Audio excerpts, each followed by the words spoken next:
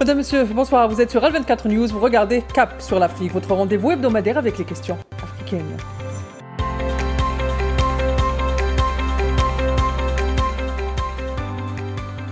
Alors que le monde traverse une phase de recomposition accélérée entre conflits ouverts, compétition des grandes puissances, reconfiguration régionale, les questions coloniales refont surface avec une portée nouvelle. C'est le cas notamment du dossier sahraoui. Comme vous le savez, en 1975, dans une lecture historique largement contestée, le Maroc prend le contrôle du territoire sahraoui, au même moment où l'Espagne s'en retire. Pour le peuple sahraoui et pour l'Afrique de manière générale, la fin de la colonisation espagnole aurait pu marquer un tournant. Mais à peine la page de la colonie tournée, une nouvelle domination s'impose, soutenue par certains acteurs occidentaux qui peinent à rompre avec la logique coloniale en Afrique. Au fil des années, la question sahraoui est devenu le symbole discret mais puissant d'un rapport de force international que l'ONU n'a jamais réussi à trancher. C'est peut-être l'un des conflits les plus sensibles du point de vue du droit international, où se croisent mémoire coloniale, ambition régionale et jeux d'influence mondiaux. Décembre 2020, coup de théâtre, Donald Trump reconnaît par un simple tweet ce qu'il appelle la souveraineté marocaine sur le Sahara occidental, en contrepartie de la normalisation des relations entre Rabat et l'entité sioniste.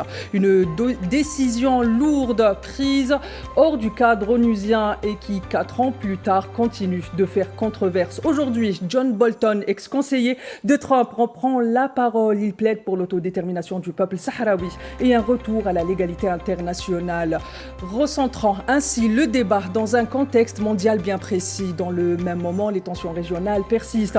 Les grandes puissances redéploient leurs intérêts en Méditerranée, au Sahel et au Moyen-Orient. La question du Sahara occidental devient un nœud géopolitique révélateur d'un désordre global entre souveraineté avortée, conflit bloqué et équilibre fragile. Madame, Monsieur, Trump, Bolton et le Sahara occidental, lecteur stratégique d'une occupation, est le thème que je vous propose ce soir. Et pour en parler, on se retrouve dans un court instant.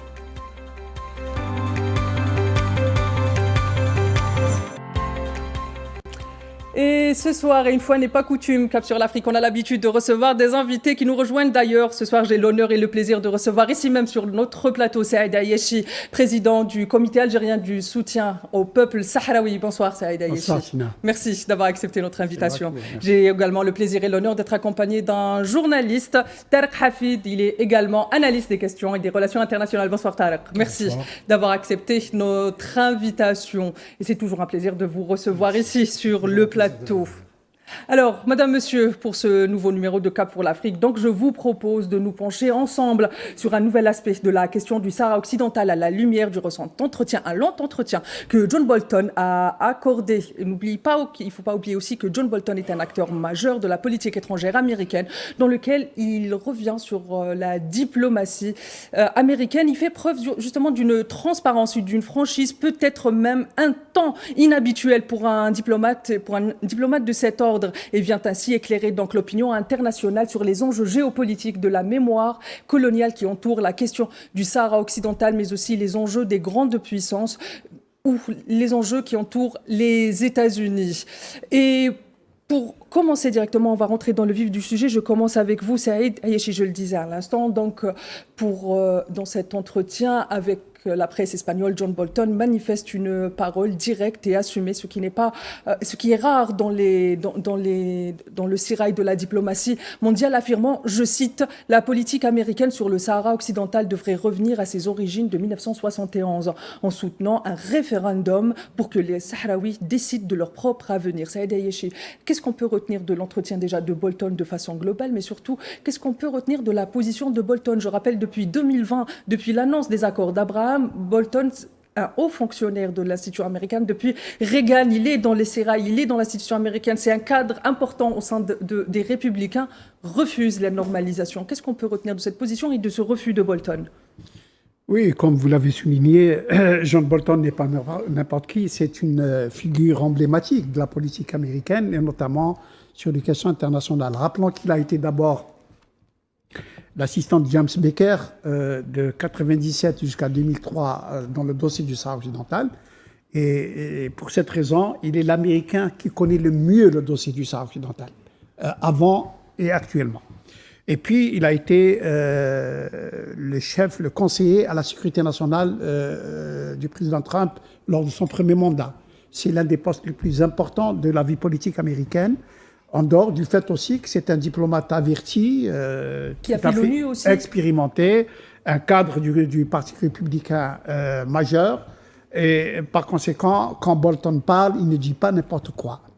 Et effectivement, il a vu que, j'allais dire, dans l'entourage du président Trump, certains l'amenaient, j'allais dire, dans une mauvaise direction. D'abord, comme vous l'avez souligné, en décembre 2020, lorsque le président Trump sous la pression du lobby sioniste, a d'intuit reconnu la souveraineté du Maroc sur le Sahara occidental, soulignant quand même qu'il n'a pas été jusqu'au bout pour, d'une certaine façon, appuyer la chose, et ce qui a permis à l'administration Biden de contourner ces décrets et de pouvoir développer une politique qui était loin de cette option. Mais par la suite, maintenant, le même lobby sioniste et les tenants soutiens du régime marocain sont revenus à la charge et ont été d'ailleurs très loin.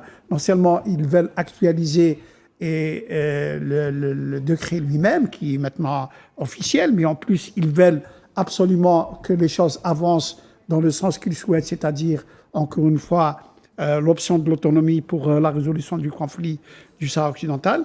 Et plus encore, ils veulent maintenant des investissements américains au Sahara occidental pour, d'une certaine façon, verrouiller la chose et ne plus pouvoir revenir en arrière. Or, Bolton a tiré la sonnette d'alarme au moins sur 2 points essentiels.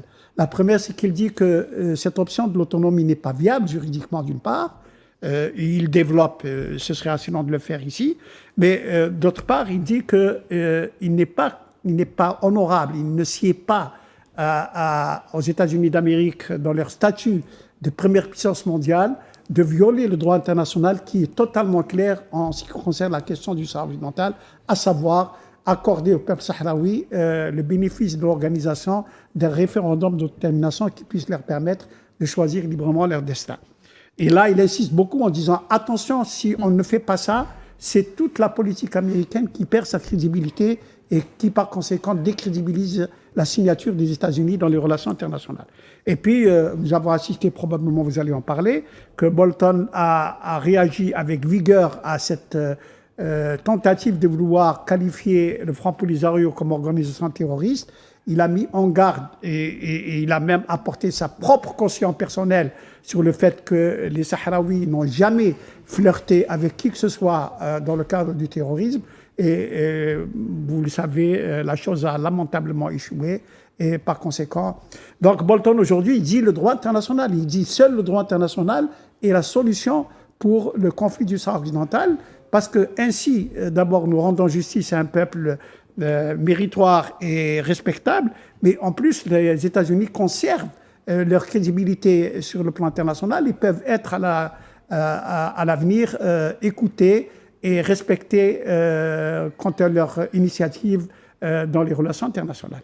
Très bien, Tarek a fait d'autres déclarations très importantes, ou du moins sur lesquelles on peut mettre l'exergue de Bolton. Je cite, il dit « Les Marocains sont arrivés à la conclusion qu'ils ne peuvent pas contrôler le vote. Ils s'inquiètent du résultat. Ils ne veulent pas prendre de risques. » Fin de citation. Depuis des années, le Front Polisario, comme vient de le dire Saïd Ayeshi, le Maroc a longtemps tenté de le classer comme une organisation terroriste. Bolton vient affirmer que le droit à se défendre dans le cadre de la colonisation est un droit finalement, un droit humain, est un droit accordé par l'ONU. Est-ce que finalement on peut déduire des déclarations de Bolton que finalement ce que le Front Polisario a tant de mal à dire à la communauté internationale, Bolton vient le dire. La posture de la personne confirme, fait une percée diplomatique finalement. En fait, les déclarations de Bolton, c'est intéressant parce qu'elles sont sur 2 plans.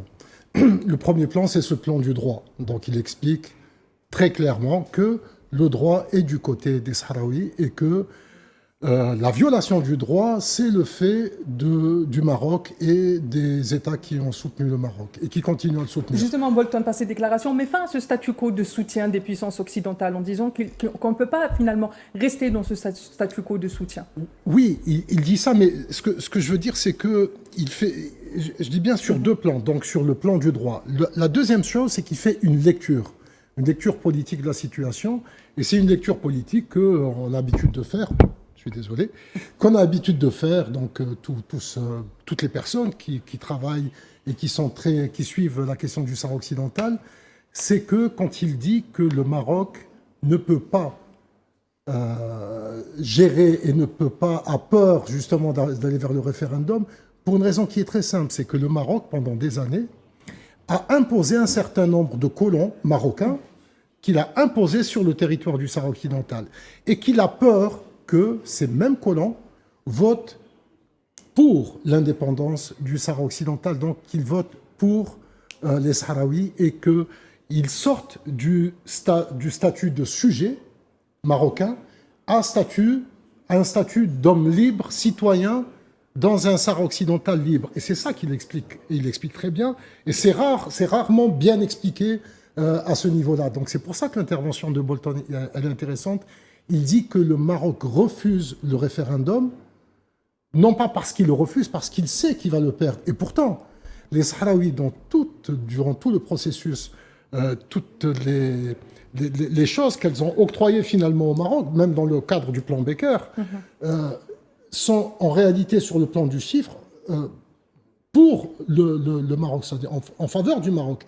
Mais simplement, il reste ce doute, et ce doute, il existe. Pourquoi ? Parce que le Maroc en lui-même, le Makhzen, ne fait pas confiance en ses propres sujets. Justement, est-ce que vous êtes en train d'essayer... Allez-y, monsieur. Il y a deux choses pour appuyer ce que dit mon ami Terre sur ce point que le Maroc ait peur du référendum. La première, c'est quand lorsqu'il y a eu, sans remonter très loin, lorsqu'il y a eu l'étape d'identification des votants, en 1997, une liste de 63 000 noms est venue, envoyée par le roi Hassan II, et que la MINURSO avait dans un premier temps refusé, puis sur le Conseil des Sahraouis qu'ils ont accepté, et ils ont vérifié que ce que dit tout à fait Taylor, qui est très juste, c'est qu'on allait voter pour le référendum. Et la preuve qu'ils ont peur du référendum, c'est que lorsqu'ils ont voulu proposer l'autonomie, lorsqu'ils ont proposé l'autonomie, et qu'ils ont fait un forcing pour que ce soit l'autonomie, les Sahraouis ont dit d'accord pour l'autonomie. Mais vous en été comme option dans le référendum. C'est-à-dire le référendum aurait trois questions. Voulez-vous être indépendant? Voulez-vous être intégré au Maroc? Ou voulez-vous être autonome? Mais il faut que ce soit le choix du peuple sahraoui. Les Marocains disent non, ce ne sera pas dans le référendum. Il faut que ce soit nous qui vous donnons l'autonomie. Et donc, c'est la preuve irréfragable que le Maroc a peur de l'autonomie. Dans tous les cas, maintenant, ils sont sûrs, de par les services de renseignement, de par les gens qui côtoient, de leur soutien, le référendum sera inéluctablement en faveur du Sahara. Et moi, je suis de ceux qui ont posé la question au Sahara, parce qu'entre-temps, la sociologie politique a changé, les votants, etc. J'ai dit au Sahraoui, mais vous demandez l'autonomie, vous êtes sûr de le gagner, sans aucun problème. Nous, quand nous faisons l'autonomie, c'est notre question. C'est vous dire que Bolton touche le point névralgique gordien, névralgique de la question. Est-ce qu'on peut dire finalement qu'autour de cette question du Sahara occidental, c'est aussi révélateur de la politique interne au Maroc finalement? Est-ce que ce Makhzen qui prétend être fort, qui prétend avoir une hégémonie à l'intérieur même de la population marocaine et détenir les rapports de force de façon homogène, finalement il ne les détient pas, et le fait qu'il n'ait même plus confiance en des colons qu'il a envoyés lui-même, on rappelle que le Sahara occidental est une colonie de peuplement, on l'oublie souvent, il ne peut plus faire confiance même à des hommes ou à une frange de la société qui lui-même il a envoyé. Pire que ça, la perte de confiance et l'absence de confiance, elle est envers l'armée en elle-même, déjà l'armée marocaine. Je me permets de te couper tout à l'heure, parce que Bolton, il rappelle qu'au sein même du Maroc, il risque d'y avoir des crises cycliques et des crises sociales majeures. Donc est-ce que cela aussi n'est pas révélateur de la politique du Makhzen, de la politique du Maroc et de la condition du pays actuellement? Oui, bien sûr, c'est ce que je disais, c'est-à-dire que la première question, la question de la confiance se pose entre le palais et l'armée en elle-même. la question du Sahara occidental a permis à Hassan II à l'époque de se débarrasser, d'envoyer très très loin une armée qui a essayé à plusieurs reprises de faire des coups d'État. Là, encore une fois, la perte du Sahara occidental va faire en sorte que l'armée va revenir vers le nord, et donc cela représente réellement un risque pour le palais et pour une grande partie de la classe politique qui est là en réalité pour prendre les richesses du peuple marocain. Mais vraiment ce que dit, et c'est ça je pense qui a dû faire très très mal aux Marocains, c'est de dire, et qui rajoute encore plus le doute, c'est de le dire clairement, les personnes que vous avez imposées, les colons que vous avez imposés au Sahara occidental, ces gens-là ne veulent plus vivre au Maroc, ils vont choisir justement un Sahara occidental libre et reprendre un statut, vraiment avoir... C'est une nouvelle page blanche pour ces Parce que ce qu'ils ont envoyé au Sahara occidental en 1975, dans la fameuse marche verte, c'est le lumpen prolétariat. Oui. C'est les déclassés de la société marocaine. Et votre question que vous avez posée justement, c'est que d'abord, l'actualité nous laisse croire, et c'est la réalité, qu'il y a déjà un divorce entre le peuple marocain et le Makhzen. Donc le Makhzen, l'administration, la bourgeoisie, et les tenants du pouvoir, à cause de la normalisation peut-être, mais surtout à cause de la cherté de la vie, à cause du déclassement du pouvoir d'achat des Marocains. Et donc aujourd'hui, il y a encore cette grogne qui dure depuis 4 ans au Maroc. Depuis 4 ans, il y a cycliquement des manifestations contre le Maroc.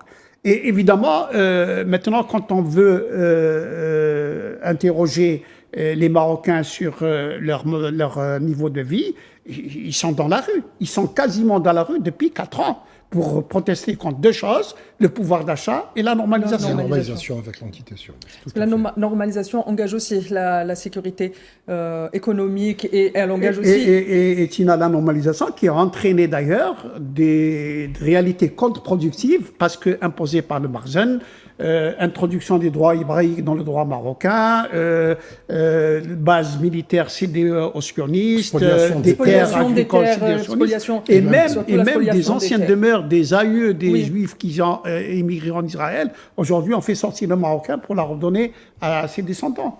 On revient aux déclarations de Bolton. Une autre déclaration semble importante parce que là aussi Bolton il touche un point important. Il affirme qu'il existe des lobbies, qu'il existe des groupes d'influence qui profitent de la composition actuelle au sein de l'establishment américain pour faire passer des lois. Il dit, je cite, les Marocains ont profité d'un groupe de personnes qui n'avaient aucune idée de ce qu'il était du Sahara occidental. Ils leur ont accordé une concession qu'ils n'auraient pas pu leur accorder. Est-ce que finalement par ces déclarations, Bolton pointe du doigt déjà le désengagement de l'élite américaine dans la politique? Donc là aussi, il y a un problème interne aux États-Unis.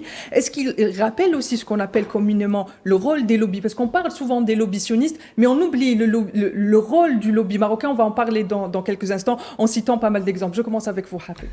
Je pense qu'on idéalise un peu trop le jeu des lobbies, et on est en train de les imaginer aux États-Unis vraiment que c'est vrai que c'est important. Mais si on prend par exemple une personne comme Inhofe, qui est une sommité, qui a été au Sénat, président de la Commission de Défense, président de la Commission des Affaires étrangères, c'était donc sénateur de l'Oklahoma, qui est un fervent défenseur du dossier sahraoui, au même titre que Bolton, au même titre que d'autres. Quand on voit leur réaction, etc., ce sont des gens qui sont aussi pro-sionistes, c'est-à-dire que il faudrait quand même essayer de... Tu as raison, Bolton, oui, justement, on va revenir sur ce point. On va faire un léger portrait de Bolton et on va en parler. Bien sûr, c'est-à-dire il n'y a pas que sur ce plan-là qu'il faut objective. Mais tout à fait. Et là, il revêt directement sa robe d'avocat, il revient au droit international. Oui. Pourquoi est-ce que justement, sachant que Bolton est considéré comme un faucon dans la diplomatie américaine. Oui. Il est pro-intervention étrangère. Il est pour lui, le monde... Le Vietnam, il a été pour, etc. Mais il ne faut pas oublier son passage à l'ONU. Il a été parmi les rédacteurs de la résolution donc en 1991 pour le cessez-le-feu et pour la création de la MINURSO. Donc c'est quelqu'un, en quelque sorte... le règlement, la solution du Sahara occidental, c'est un peu son enfant. Il est l'artisan des accords d'Houston. Artisan des accords d'Houston, donc il ne veut pas qu'on joue avec ça. C'est ça qui est important. Et là où il dénonce, c'est justement ce jeu de lobby de personnes qui ont essayé de faire un chantage marocanité du Sahara occidental contre normalisation. Il dit le Maroc allait normaliser sans ça. Donc il ne fallait pas aller vers ça. Et quand il dit ces gens-là ne connaissent pas le Sahara occidental, ils ne savent pas où se trouve le Sahara occidental, ils sont complètement à côté de la plaque, en fait il faisait référence au cercle restreint, notamment au gendre de Trump, qui était là pour faire cette proposition. Et c'est là où je pense qu'effectivement une partie du lobby sioniste à Washington a essayé de jouer sur ça. Mais il faut, je pense, essayer de voir les choses avec le plus de clarté possible. Il dit, tu as parfaitement raison. Bolton dit même que sans l'histoire de la normalisation, le Maroc avait vocation d'être le premier qui aurait normalisé avant l'Égypte même et avant la Jordanie.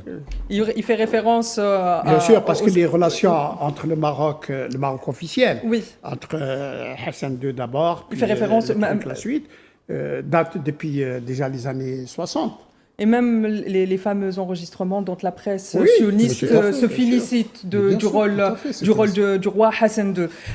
Alors, pour la deuxième partie de cette émission, donc de cette première partie, on a compris que la prise de position de Bolton, c'est aussi une autre facette du dossier sahraoui, celle d'un conflit instrumentalisé, souvent relégué aux marges de la diplomatie internationale et parfois utilisé comme monnaie d'échange géopolitique, alors que les puissances redéfinissent leurs priorités, que ce soit dans les rapports nord-sud qui se tendent et que l'Afrique cherche à faire entendre sa voix. Une question se pose. Pourquoi la légalité internationale semble impuissante, Saïd Ayeshi?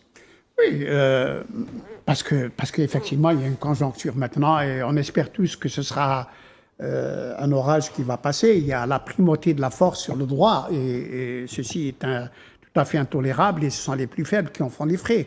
En plus, quand vous avez des gens comme Netanyahou qui pratiquent le génocide à ciel ouvert devant un silence insupportable de l'Occident et qui, par lâcheté, ne dit pas un mot sur l'assassinat de milliers de femmes et d'enfants à Gaza et ailleurs, bien sûr, on est en droit de s'interroger, et entre autres ceux qui, comme Bolton, tiennent à ce que les relations internationales gardent un statut respectable et surtout une responsabilité à l'échelle de la planète. Ce que dit Bolton en défendant le droit international, c'est parce qu'il sait que le droit international est le soubassement des relations internationales. Sans le droit international, il ne peut pas y avoir de paix et de sécurité dans le monde, et sans paix et sécurité, il ne peut pas y avoir de développement économique, d'échanges commerciaux et de transactions en tout genre. Et par conséquent, Bolton d'abord défend l'intérêt des États-Unis d'Amérique et défend surtout le fait que les États-Unis d'Amérique, en respectant le droit international, sont à même de pouvoir sauvegarder, préserver la première place qui est la leur au niveau du concert des nations. Et par conséquent, Bolton est d'un très bon conseil pour ce qui est l'administration Trump. Sauf qu'il dit que si les choses devraient continuer de déraper comme ça, nous allons dans le mur et les États-Unis vont se déclasser. Ils vont avoir une grande partie du Sud global contre eux et par conséquent, ils ne seront plus respectés, ils ne seront plus audibles, ils ne sont plus crédibles pour le reste des peuples et par conséquent, il faudra d'une façon ou d'une autre revenir à la réalité des choses. Bolton fait du bon travail pour l'administration Trump s'il l'écoutait. Très bien, Tarek Hafid, avant de comprendre justement comment est-ce que les décisions américaines concernant ce revirement sur le Sahara occidental, intéressons-nous à la personne de John Bolton, comme on a commencé à le faire il y a un instant. On le disait, donc il est appelé le Faucon, il a été dans les administrations Reagan, il a encouragé les interventions au Moyen-Orient. Pourquoi alors, quand il est question du Sahara occidental, Ayechi a commencé à esquisser une réponse, quand il est question du Sahara occidental, il revient à la légalité internationale. Que peut cacher comme enjeu la question du Sahara occidental pour qu'un personnage comme Bolton et bon nombre de grands ténors de la politique américaine veulent à tout prix revenir à la légalité internationale? Est-ce que c'est par rapport à des relations avec l'Europe ou est-ce que c'est justement pour maintenir des intérêts? On sait qu'aujourd'hui, ils ne peuvent pas avoir des relations saines avec l'Afrique du Nord aussi longtemps que ce dossier épineux n'est pas réglé. Il y a plusieurs lectures. La première, moi je reviens à la fin de l'interview de Bolton lorsqu'il dit si nous sommes contre le Front Polisario, si le Front Polisario est inscrit sur la liste des organisations terroristes, et si le peuple sahraoui perd ses droits, ça sera une insulte aux valeurs et aux principes des États-Unis. C'est-à-dire aux valeurs et aux principes initiaux, c'est-à-dire portés par les pères fondateurs. Voilà, donc déjà il y a cet aspect. Deuxièmement, il tire la sonnette d'alarme en disant que si il y a une dégradation de la situation en Afrique du Nord à cause justement de cette décision, cela va se retourner contre nous, comme l'a dit Dr Ayeshi, et cela va pousser d'autres puissances, notamment la Russie et la Chine, à prendre des positions, et donc ça sera contre nos intérêts. Et c'est ça justement, c'est là justement où il tire la sonnette d'alarme, et ça devient intéressant, où il touche un point qui intéresse directement Donald Trump. Et c'est un des points justement les plus importants. Les États-Unis, depuis le début du conflit du Sahara occidental, ont toujours essayé d'être équilibrés vis-à-vis du Maroc, vis-à-vis de l'Espagne, de l'Algérie, même des Sahraouis. Ils ont essayé un peu de trouver des solutions. Et c'est peut-être ce jeu d'équilibre qui a conduit au statu quo à un certain moment. La reconnaissance, en quelque sorte, de la marocanité par Donald Trump a cassé le statu quo et a engagé la question du dossier sahraoui sur une nouvelle voie. Donc, il y a bien sûr la reprise du conflit armé, même si c'était antérieur de quelques semaines à cette reconnaissance. On parle de plus en plus.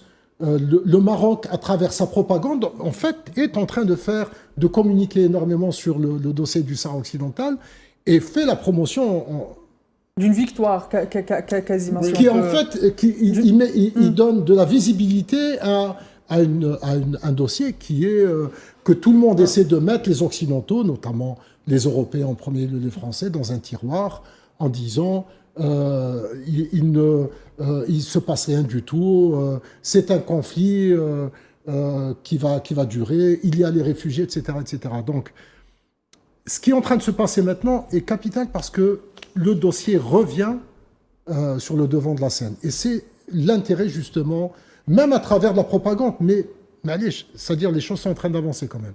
Très bien, merci. Merci, Tariq, très chers téléspectateurs, très chers invités. On se retrouve dans un court instant, juste après cette courte page publicitaire.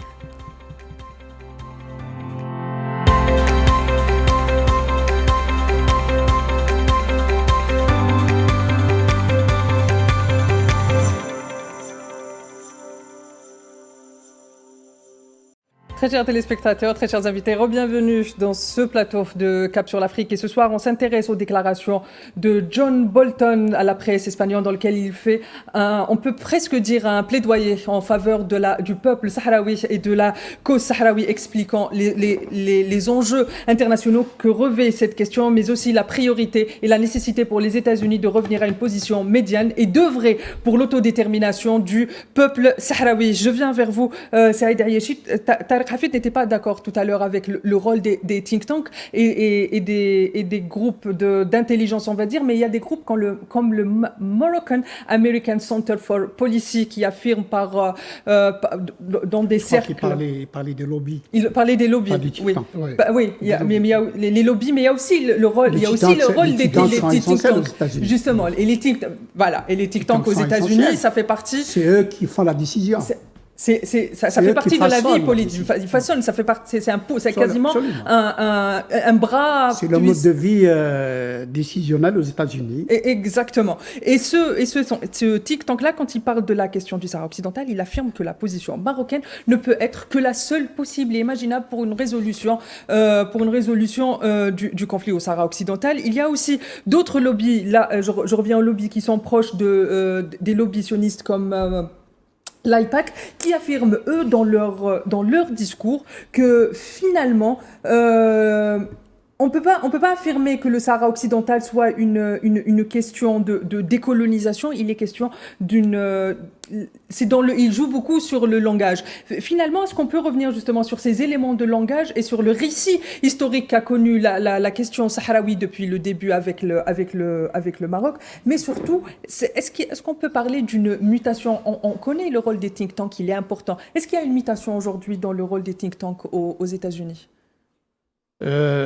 Je ne crois pas, pour ma part, je ne suis pas un spécialiste des think tanks, mais ce que je sais, c'est qu'aux États-Unis, vous avez des think tanks qui font la décision, la Rand Corporation, la truc, etc. sont des gens qui sont sollicités par les administrations américaines pour qu'ils puissent fournir une fiche de lecture qui peut aider à la décision politique. Ça, c'est clair, ça dure depuis 50 ans ou plus, et donc c'est d'un usage courant aux États-Unis d'Amérique.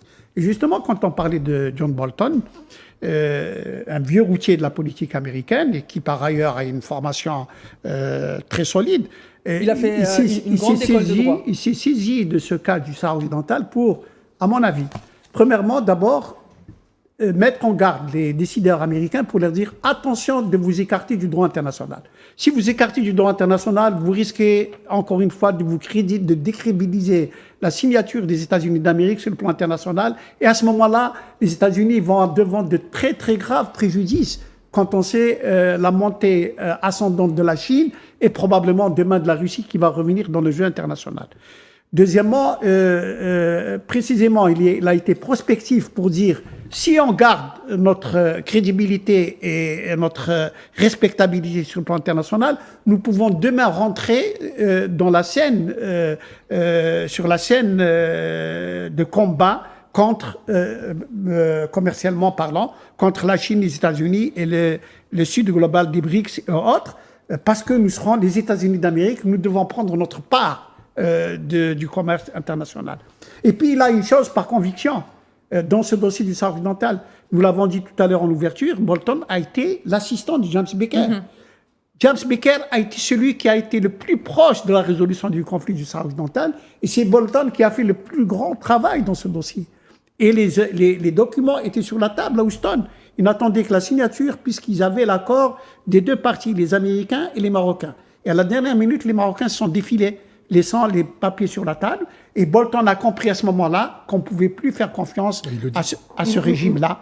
Et donc aujourd'hui, il dit attention, les lobbies, Tarek les a développés tout à l'heure et ils valent ce qu'ils valent. Ce sont des affaires commerciales, les lobbies.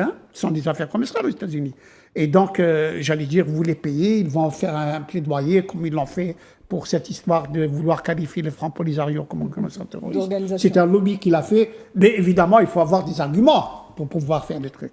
Et donc, lui, il dit, passons sur le lobby. Maintenant, le think tank, il dit que chacun prenne ses responsabilités. Si on continue d'aller dans cette voie, c'est l'impasse, et l'impasse va être contre-productive de façon formidable contre les États-Unis d'Amérique, et par conséquent, il faudra revenir à la réalité qui est celle du droit international, parce que les États-Unis doivent garder leur rang dans le concert des nations.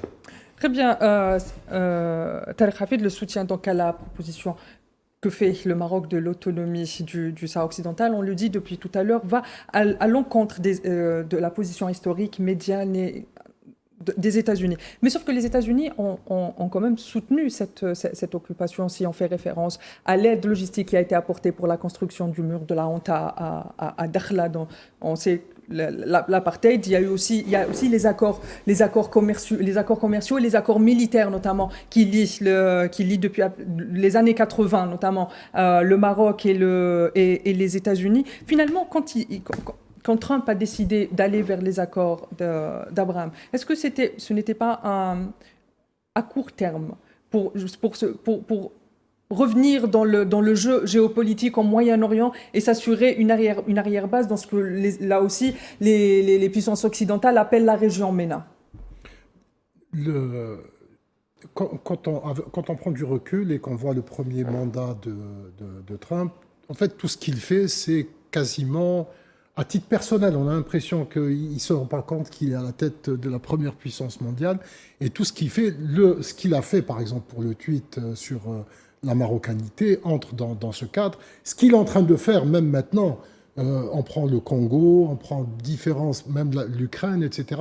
On a l'impression vraiment qu'il fait ça, que c'est un grand jeu pour lui et qu'il s'amuse, alors que les choses sont très sérieuses.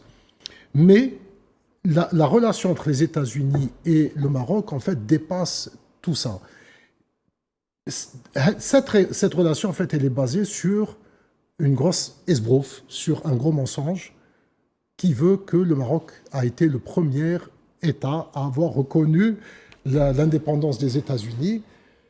Beaucoup de choses ont été écrites sur ça. Et puis, alors, il y a un grand diplomate américain qui a fait une étude sur ça, qui a démontré que c'était complètement faux. C'est quelqu'un, d'ailleurs, qui connaît très bien l'Algérie. C'est William Lawrence, qui dit que c'est absolument faux, que Makash Menha, sauf que dans l'esprit des Américains, c'est la réalité. Et c'est pour ça que, pour eux, le Maroc, il ne faut surtout pas toucher au Maroc.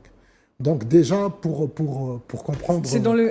D'ailleurs, Bolton, il dit qu'il y a, dans son entretien, il dit que dans le dossier du Sahara occidental et les États-Unis, il y a beaucoup de mémoire. Donc est-ce qu'il fait référence aussi? Je pense qu'il doit faire référence à ça. Il n'y a qu'à prendre juste le statut de l'ambassadeur des États-Unis à Rabat.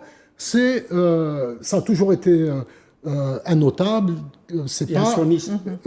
Évidemment. Et souvent, c'est un homme d'affaires, c'est un avocat, c'est-à-dire c'est quelqu'un qui a une certaine posture, et c'est rarement, peut-être même jamais, un diplomate de professionnel, c'est-à-dire un diplomate de carrière. Maintenant, je voudrais juste revenir sur une des déclarations de Bolton qui est très intéressante, et où il dit « Les Sahraouis ne sont pas des extrémistes, les Sahraouis n'ont jamais été terroristes, les Sahraouis n'ont jamais eu de relation avec des ennemis des États-Unis, notamment avec l'Iran, et tout ce qui est en train de se dire est totalement faux. » Il faut revenir, et il dit, à tous les rapports des ONG américains qui sont présentes dans les camps sahraouis. Et quand il dit « nous les Américains, nous savons ce que valent les Sahraouis », il évoque ça, il ne le dit pas ouvertement, mais il sait que toutes les agences de renseignement américaines, toutes, savent ce que valent les Sahraouis, ce que vaut le Front Polisario. La preuve, jusqu'à aujourd'hui, et depuis des années, depuis des décennies, il y a un représentant du Front Polisario à Washington et à New York. Sans compter tous les autres représentants du Front Polisario, même dans des pays où il n'y a pas d'ambassade de la race, mais là je parle du Front Polisario, dans toutes les grandes capitales du monde, Paris, qui reconnaît maintenant, qui a tourné kazakh et qui reconnaît en quelque sorte la marocanité du Sahara occidental. Donc il y a des représentants aussi à Berlin, à Londres, partout. Donc cette action de propagande, cette opération de propagande disant voulons faire du Front Polisario une organisation terroriste est absurde, d'autant plus que le Maroc, jusqu'à il n'y a pas très longtemps, a négocié avec le Front Polisario. C'est-à-dire que le Maroc a négocié avec une organisation terroriste. Donc, et les négociations. Les négociations Polisario étaient dans les... Et Manhasset, c'est-à-dire ils ont négocié avec les documents de l'ONU, les documents juridiques de la Cour européenne de justice et à l'Union africaine. Donc tout ça, il faut d'entrée de... Je voudrais juste, avec votre permission, Tina, compléter ce qu'a dit Tarek à propos donc, de ces relations aux États-Unis-Maroc.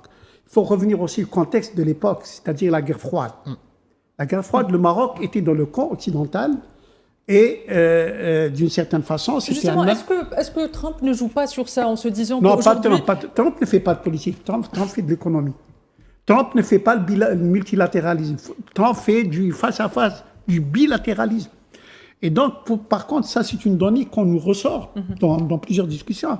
Ils disent que le Maroc était notre allié pendant la guerre froide et il était dans le camp occidental. Il y avait même des bases marocaines. À Zag, il y avait une base marocaine. Et on parle même maintenant du transfert des bases marocaines de l'Espagne vers le Maroc. Américaine, vers le Maroc. Ils disent donc que le Maroc est un vieil allié que nous respectons parce qu'il était de notre côté. Et ils disent ceci. Si jamais le Maroc perd cette histoire du Sahara occidental, c'est l'effondrement de la monarchie marocaine. Et on ne tient pas du tout à l'effondrement de la monarchie marocaine. Et c'est ça la quadrature du cercle. Il faut trouver une solution qui soit conforme au droit international, donc qui, d'une certaine façon, rend justice aux Sahraouis, mais de l'autre côté, qui n'entraîne pas la perte de la monarchie marocaine, qui est l'allié de l'Occident. L'allié de l'Occident. Et donc, c'est cette quadrature du cercle, l'autonomie pourrait être une solution, mais d'ailleurs, vous savez, le grand point d'interrogation, on parle de l'autonomie, même les Marocains ne savent pas quelle autonomie il faudra accorder aux Sahraouis, ni les Américains ne savent de quelle autonomie on parle. Et donc, nous, on ne veut pas en parler du tout. On ne veut même pas savoir ce qu'il y a dedans. Mais par contre, cette histoire, d'une certaine façon, de pouvoir résoudre le problème tout en sauvant la monarchie marocaine, ça, c'est une autre paire de manches. Ça, c'est vraiment, il faudra de très grands ténors de la diplomatie pour trouver la solution. Ça sera une perspective et ce sera un jeu d'équilibriste très difficile pour les Américains. Mais il faudra bien trouver la solution qui soit à la fois conforme international et qui, d'une certaine façon, puisse permettre au Maroc de sortir par le haut. Très bien. Tarek Hafid, avant qu'on rentre en studio, vous nous avez parlé de la Chambre des représentants américains et de la fameuse loi qui était en discussion avec ce fameux 2%. Est-ce que, déjà, est-ce qu'on peut ajouter ça est-ce qu'on peut considérer que c'est une nouvelle percée en plus des positions de ténors américains et même de la communauté internationale? Parce que de plus en plus de personnes parlent du Sahara occidental. Durant des années, on avait l'impression que le Sahara occidental n'existait plus, mais depuis la normalisation, depuis le génocide à Gaza, la question coloniale revient sur le devant de la scène, au même titre que la question des Kanakis, la question sahraoui, la question palestinienne, et elle dévise les opinions en Occident. Donc, quelle lecture vous faites? C'est ce que je disais tout à l'heure. Les Marocains sont en train de faire, à travers leur propagande, ils font la promotion en réalité du dossier sahraoui. Ils le mettent sur le devant de la scène, et ça, c'est très, très intéressant. C'est des actions qui sont quand même assez intéressantes pour les Sahraouis. Ce qui est en train de se passer dans la Chambre des représentants, c'est que il y a une organisation américaine qui s'appelle GovTrack, qui est spécialisée dans le suivi, donc ils font du monitoring des activités au sein du Congrès américain, autant dans la Chambre des représentants qu'au Sénat, et qui a publié un pronostic disant que si la proposition de loi, elle est déjà au niveau de la commission permanente, elle n'a que 7% de chances d'être adoptée au niveau de la commission permanente. Si elle passe en séance plénière, elle n'a que 2%. C'est-à-dire les 2%, qui sont ces 2% qui vont voter pour cette proposition de loi? Ce sont les deux initiateurs. Donc Wilson, les représentants, donc Nilsson et Panetta. Donc il n'y a qu'eux qui vont voter pour cette proposition de loi, ce qui est désastreux en réalité. C'est un échec avant même d'aboutir. En début de processus, c'est déjà un échec. Et il y a le Centre d'analyse du Sahara occidental, donc, qui a rendu public ce pronostic, qui dit que en fait, ces deux représentants du peuple américain, ces deux parlementaires, se sont engagés dans une opération de propagande pour le compte du Maroc, et que ce n'est vraiment pas du tout pris au sérieux par les membres du Congrès, et encore plus par l'administration américaine. Parce qu'il ne faut pas oublier une chose aussi, c'est que l'administration américaine a des ambassades partout, et ils analysent et ils savent que voilà ce que pourraient être les conséquences d'une telle loi, et les éléments donc probants qui pourraient... des arguments pour ça. Hein. Bien sûr, il faut vraiment des arguments pour accuser une organisation, un mouvement de libération. Et on a vu les contre-arguments tout à l'heure. Mais tout à fait. À l'appel. Durant la colonisation française, en Algérie, le FLN était considéré comme une organisation terroriste. Bon nombre de libérateurs toutes les organisations, tous les mouvements de libération, par leurs colonisateurs, sont considérés comme des organisations terroristes. Là, ce qui est grave, je rappelle que cette histoire de militants terroristes a toujours été l'apanage des empires coloniaux. On le voit aujourd'hui avec l'entité sioniste. Mais tout à fait, tout à fait. C'est pour ça que, en réalité, ce pronostic démontre que autant retirer cette proposition de loi pour ne pas justement que ça tourne au ridicule. Et même... C'est bien, mais comme ça, on n'en parle plus. Mais tout à fait. Il vaut mieux qu'on en chute, mais elle n'a aucune chance de parler. Je voudrais dire tout à l'heure que ce à quoi rêvent les Marocains maintenant, c'est d'imiter leur maître sioniste, c'est de pouvoir, je parlais de la quadrature du cercle pour trouver une solution à la fois, etc. Mais en réalité, leur maître sioniste leur conseille de pouvoir engager d'une façon ou d'une autre des discussions avec les Sahraouis sous la férule américaine pour arriver à des sortes d'accords d'Oslo, des accords de dupes, c'est-à-dire ce qu'ils ont signé avec les Palestiniens à Oslo, et puis qui ont été au fur et à mesure vidés de leur sens jusqu'à arriver à une colonisation, j'allais dire, rampante, mais réelle. Et donc, ils voudraient, d'une certaine façon, si cela ne peut pas passer par une résolution de l'ONU, parce que le droit international barre toute initiative à cela. Et donc, il faudra peut-être penser à une autre formule, et eux, ils rêvent de pouvoir engager un processus analogue à celui d'Oslo. Je reste avec vous, je reste avec vous, Saadi Hachich. Je voudrais votre avis pour les deux sur cette question. Bolton dit quelque chose d'intéressant concernant Donald Trump. Il affirme que Donald Trump peut changer d'avis sur cette décision qu'il a prise tout azimut. Il met en avant, en outre,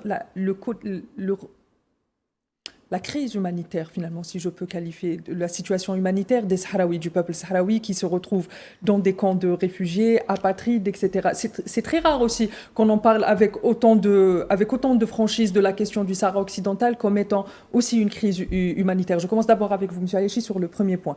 Que veut dire Bolton par « Trump peut changer d'avis » ? Tout simplement, il me semble que le monde a assisté aux agissements de Trump. Ce sont d'abord des initiatives transactionnelles. Vous me donnez quelque chose, si vous voulez ma sécurité, si vous voulez, j'allais dire, mon appui, il faudra que vous me donniez ceci ou cela. Il le fait de façon très claire, avec les Arabes du Golfe, avec l'Ukraine, avec n'importe qui. Donc, d'une certaine façon, que peuvent lui donner les Marocains ? Je ne crois pas grand-chose. Évidemment, on a dit tout à l'heure il s'est un peu soumis au pressing sioniste en décembre 2020, mais aujourd'hui, maintenant, il est au début de son mandat. Il faudra qu'il passe, d'autant plus que lui, il aspire à être le président de la paix, donc il voudrait bien conclure ce conflit, j'allais dire, dans la paix, et surtout que nous avons dit qu'il y a la grosse bataille de l'Afrique qui pointe à l'horizon contre la Chine et la Russie, et qu'il faudra qu'il engage ceci. Et cela nous amène à dire que une des clés de cette bataille en Afrique, c'est l'Algérie.